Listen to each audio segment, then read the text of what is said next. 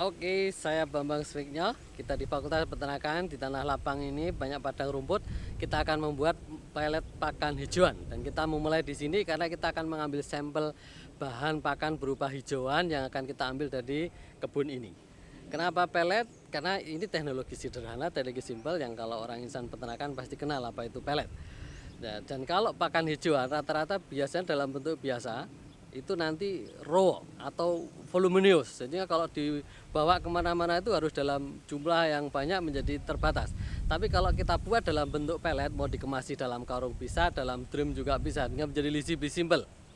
Yang berikutnya kalau bentuk pelet tentunya akan kering, sehingga kalau kering juga akan menjadi awet untuk disimpan. Nah, yang berikutnya adalah kenapa pelet juga. Kalau sudah dalam bentuk campuran, kita mau formulasinya kita pilihkan dulu, dan kemudian ketika sudah dalam bentuk pelet dikasihkan kepada ternak, ternak tidak mungkin memilih, sehingga dalam hal ini mengurangi resiko pakan sisa. Kita nggak perlu memilih-milih untuk membuat pelet pakan hijauan, semuanya bisa kita ambil untuk menjadi bahan baku pakan pelet hijauan. Mudah dibawa, simple, sederhana, efisien. Ditransport kemana-mana, kalau untuk rescue juga sangat tepat, sangat bagus. Untuk penggemukan, untuk apapun oke. Sudah. Kita bersiap. Terus satu buat.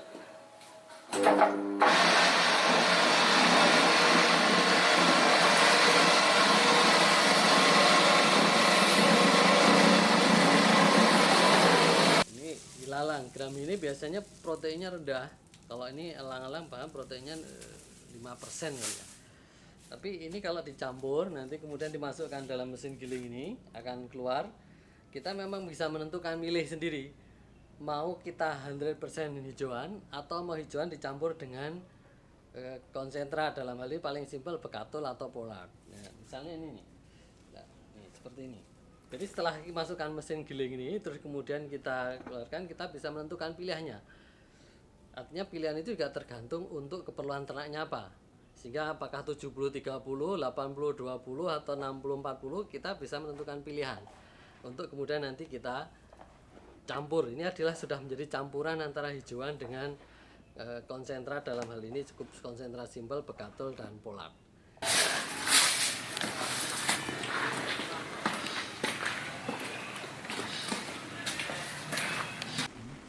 Pelet yang sudah dijadikan, jadi warnanya tetap warna warna hijauan, jadi warna kehijauan begini masih tetap sama. Nanti kemudian dikeringkan akan supaya menjadi kering, menjadi pelet hijauan yang siap untuk disimpan dan dijadikan makan ternak. Oke.